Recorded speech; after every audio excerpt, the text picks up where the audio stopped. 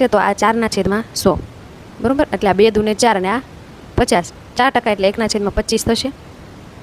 એટલે હવે આ તમને આવડવું જોઈએ. આ છે તમારું ખોટ અને આ છે તમારી મૂળ કિંમત. તો આના દ્વારા આપણે શું કરશું તો કે સીપી અને એસપીનો રેશિયો આપણે મેળવી લઈશું. મૂળ કિંમત તમારી 25 થઈ જશે, એમાં 1ની ખોટ જશે એટલે એ વસ્તુને હું 24માં વેચીશ. બરાબર. હા, તો હવે હું શું કરીશ તો મને એસપીનો રેશિયો મળી ગયો તો આ બરાબર હું 3600 તો કે 24x બરાબર 3600 હોય તો x બરાબર કેટલા? તો જો સીધી જ રીતે તમે એને લખી શકો અથવા 25 બરાબર કેટલા, પણ જો આપણને ખ્યાલ ન થતો તો x બરાબર કેટલા આપણે મેળવવું હોય તો શું કરશું તો કે 3600 ભાગ્યા 24 આપણે કરીશું.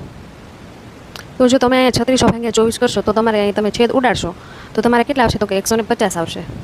બરાબર છે. જો 3600 ભાગ્યા 24 કરશો એટલે તમને x બરાબર કેટલા આવશે તો કે 150. બરાબર. હવે શું કરશો તો કે મારે મૂળ કિંમત મેળવવાની છે. તો આ સીપી બરાબર કેટલા છે તો કે 25x સંખ્યામાં દર્શાવે તો 25 ગુણ્યા આવી રીતે નામ કરવાનું થાય. હવે એ બંનેનો ગુણાકાર કરી નાખો એટલે આ બંનેનો ગુણાકાર આપણે કરશું એટલે મૂળ કિંમત મારી કેટલી આવશે 375 અને પછી આ એક 0 છે એ 0 એટલે 3750. મારી મૂળ કિંમત આ છે, એને હું વેચું છું 4200માં. મારી મૂળ કિંમત છે 3750, એને હું 4200માં વેચું છું. તો મને શું થશે? નફો કે ખોટ થશે? તો શું થશે તો કે મને નફો થશે. તો નફો ટકાવારીમાં મેળવવા માટે આપણે શું કરતા હતા? અંશ અને છેદમાં લખતા હતા અને ગુણ્યા 100 કરતા હતા. હવે કોની સાપેક્ષે તમે કરો છો તો કે 3750ની સાપેક્ષે, તમે મૂળ કિંમતની સાપેક્ષે કરો છો. બરાબર. હવે નફો એટલે કેટલા ટકાનો વધારો એવું તમને પૂછ્યું છે એટલે આ બંનેનો તફાવત આવશે એટલે 4200 માઇનસ 3750 કરવાના. હવે જો હવે આમાં સીધો સરવાળો કરવા માટે હું જો આમાં 50 ઉમેરીશ 3800 સુધી પહોંચી જઈશ, પછી 3900 બરાબર એટલે કેટલા જો 50 કરી એટલે 3800 39 40 41 અને 42 બીજા કેટલા ઉમેરવાના